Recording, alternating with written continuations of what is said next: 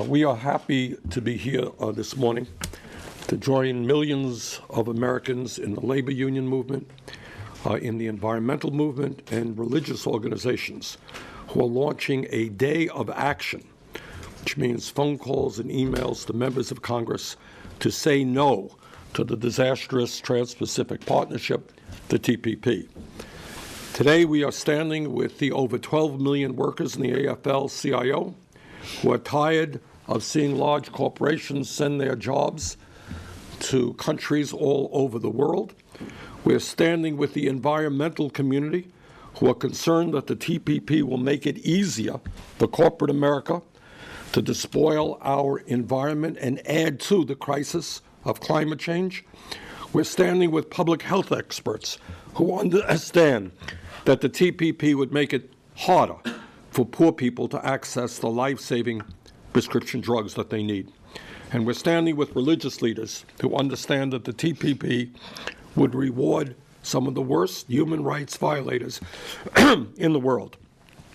We must not make it easier for corporate America to ship jobs to countries where desperate workers make pennies an hour.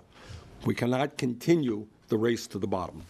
We must not make it easier for big oil and gas companies to make climate change even worse by exporting some of the dirtiest fossil fuel on the planet.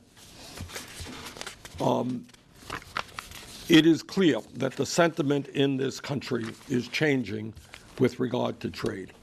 And more people, whether they are Democrats, Republicans, or independents, understand that it is wrong to ask American workers to compete against people in Vietnam who are paid 65 cents an hour. We're tired of that.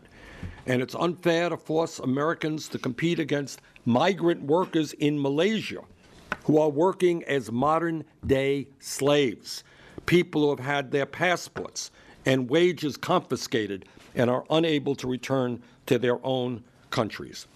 And in addition to all of that, there is growing consciousness in this country about the so-called investor-state dispute settlement, which means that a foreign corporation can sue a federal, state, local government here in the United States because the government is doing the right things in terms of protecting labor conditions, environmental conditions, or health conditions.